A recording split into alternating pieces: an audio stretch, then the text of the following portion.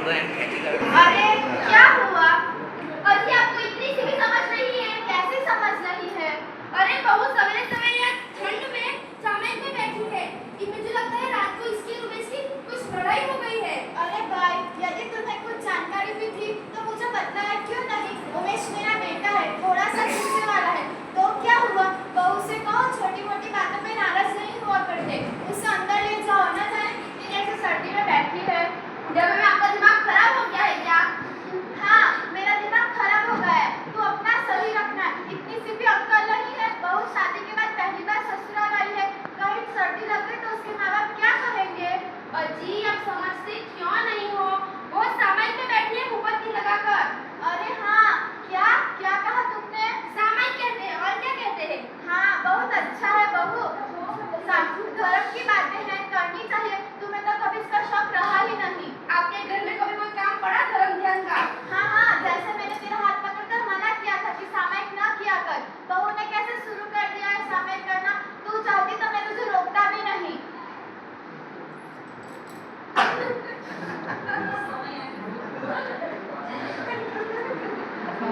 खुश रहो बेटी, बड़ी जल्दी ही जाग गई।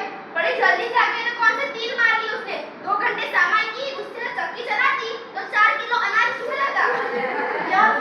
4 किलो अनाज पिसा था और मारा फिरे तो अपना पेट भरने वाला है नहीं। यार क्या बोल रही हो? बहू से चक्की पिसवाओगी, वह भी इस घर में? नहीं तो क्या मंदिर में बिठाकर उसकी आरती उतारूं? यार क्या बोल रही हो? अनाज भी पीस दूंगी माँ जी। हाँ, तुम अनाज पीसेगी। अनाज पीसने बैठेगी तो चूल्हा जलाने तेरी माँ आएगी और घर का सारा काम करने, बर्तन झाड़ू पोछा करने तेरी नानी को बुलाएगी। यार क्या बोल रही हो नंदी? सही बोल रही हूँ मैं। मेरी सास है वो। उसे अपने हाथ के बाहर नहीं जाने। मैं उसकी सास हूँ। उसे अपने हाथ के बाहर नहीं जाने दूंगी। यह सब क्या बोल रही हो?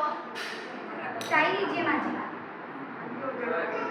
तुमने चाय पी ली बहू? मैं चाय नहीं पीती पिताजी। थोड़ा सा दूध ले लिया करो। ये बिल्ली है क्या जो दूध पिएगी? छोटे बच्चे दूध पीने के लिए तरसते। इस मुस्टंडी को दूध की क्या जरूरत है? बच्ची है, कौन से बच्चे हो अपने? बच्चे का अकल पड़ गया ना दुनिया भर में और घर में दूध है ही कितना? कल से आधा किलो ज्यादा मंगा लिया करो। हाँ, बोलना ही आसान है। जब पैसे चुकाओगे ना तो पसीना छूट जाएगा। आज तो सुबह सुबह से ही न जाने किस राक्षस का मुंह देखा है जो सुबह से ही जल रही है। जरा कम बोला करो नन्ही।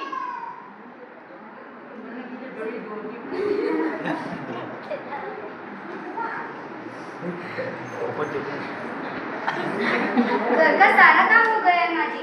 आज्ञा हो तो स्थानक जाकर संततियों के दर्शन कर आओ, उनकी अमृतमय मांगे सुनाओ। बस सामाई का दर्शन ही रह गए थे। महाराज साहब को तो कोई काम धाम नहीं है, ना ही उन्हें गृहस्थी की चिंता है। अपने घर में 500 काम पड़े हैं, वह कौन निपटाएगा?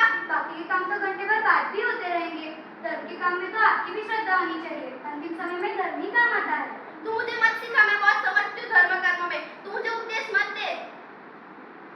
माँ जी मत दे।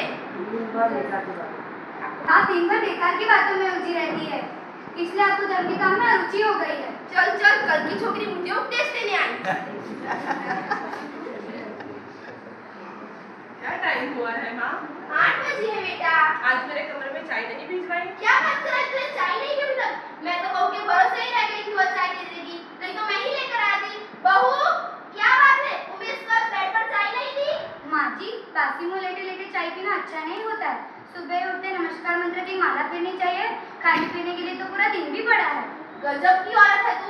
मेरे सामने मेरे बेटे को शिक्षा दे रही है। हाँ हाँ माँ, यह तो एकदम महाराज से जैसे भक्तिनी बन रही है। कमाल करते हैं आप भी। धर्म के काम को समझने के तो आपको भी कोशिश करनी चाहिए। हमारा जीवन में कौन सा दुख है? कार, बंगला, व्यापार, नौकर चाकर, बड़ा पूरा परिवार।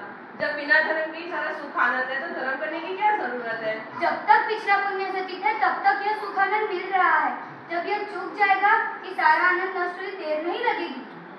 आज तो सुबह से ही दरबार लगा है नन्ही महारानी का। क्यों, क्या बात हो रही है सास बहू में? कुछ नहीं पिताजी। आओ तुम भी सुन लो, उपदेश चल रहा है गुरुनी जी का। बहू तो ज्ञान की बात ही करेगी। यह कोई ज्ञान की बात है? माँ जी, धर्म कभी भी किसी को पीछे नहीं ले जाता, वह तो हमेशा उन्नति की ओर ही बढ़ाता है। इसे उपदेश मत दो बहू, चिकने करने का कोई असर नहीं होने वाला। मैं हार नहीं मानने वाली पिताजी। अगर तुमने नन्ही का बदल दिया तो सारा घर ही बदल जाएगा बहू। मैं हर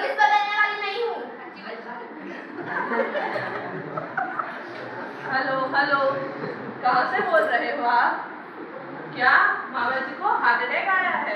हाँ हाँ, हम आज ही रवाना होकर आ रहे हैं। क्या हुआ बेटा? किसका फोन था? हाँ, मामा जी को हार्ट अटैक आ गया है और वो सदर हॉस्पिटल में एडमिट है। क्या? क्या हुआ? भैया को दिल का दौरा। हे भगवान, अब मैं क्या करूं? तुम लोग सब जल्दी तैयार जाओ, अपन को भी निकलना पड़ेगा। तुम भी तैयार हो जाओ। जाओ बेटा, तुम भी तैयार हो। बहू तुम भी तैयार हो जाओ। मेरी तो सुबह से दाहिनी आंख फड़क रही थी, मुझे लग ही रहा था कुछ होने वाला है। जल्दी करो तुम लोग सब, जल्दी करो। खाना खा लीजिए माँ जी। ऐसे मुझे खाना भाएगा क्या? तुम लोग सब जल्दी खा भी लो। मेरा तो आज उपवास है माँ जी, अब ज्यादा परेशान ना हो, शांति और धीरज से काम लो। मेरी आत्मा कह रही है मामा जी को कुछ नहीं होगा। तू नहीं समझती इस बीमारी को। कोई बुरी बात ना सोचिए माँ जी। बेटा तू जो कहेगी वो सब करने तैयार हूँ, बस मेरा भैया ठीक हो जाना चाहिए। एक बात मानूंगी माँ जी। एक क्या, तेरी 10 बात मानूंगी आज मैं। तो आज आप मेरी तरह उपवास कर लीजिए। उपवास? मैंने तो आज तक व्रत भी नहीं किया। आज से ही शुरू कर दीजिए। यदि आपको अपने भाई से वास्तव में प्यार है तो आज से आप विद्या सामायिक कीजिए और संसतियों के दर्शन कीजिए। ठीक है बहू, तुम लोग सब जल्दी तैयार हो जाइए।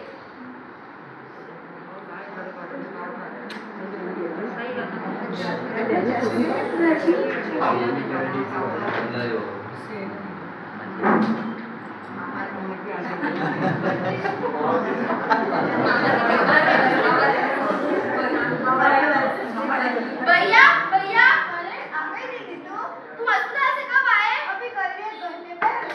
क्या तुम ठीक तो हो ना भैया? हाँ बिल्कुल ठीक हूँ। पहले डॉक्टर ने समझा कि दिल का दौरा पड़ रहा है। जब उन्होंने अच्छी तरह से जांच की तो पता चला कि गैस की वजह से सांस फूल जाती है। ठीक। मैं तो होशी उड़ गए थे भैया आपको हार्ट अटैक की बात सुनकर। अब तो तसल्ली हो गई मुझे देखकर। हमारी सीमा बहू ने पहले ही बोला था कि सब कुछ ठीक हो जाएगा। मैंने तो सुबह से ही चिंता हो रही थी, भैया ठीक तो हो जाएंगे ना, भैया ठीक तो हो जाएंगे ना। अब तक तसल्ली हो गई। हाँ, आज यूँ कहो तसल्ली नहीं, मेरी जिंदगी ही बदल गई आज से तो। क्यों? ऐसी क्या बात हो गई? मैंने सीमा बहू को वचन दिया था कि अगर मेरे भैया वास्तव में मुझे ठीक मिले तो मैं जो बोले वो सब करने को तैयार हूँ मैं। तुम्हें विश्वास होने लगा है दीदी? हाँ भैया, आज बहू की बात ने मेरे अंदर विश्वास पैदा कर दिया है। ठीक है, अब आप लोग विश्राम करो और बहू को भी अंदर ले जाओ। हाँ भैया।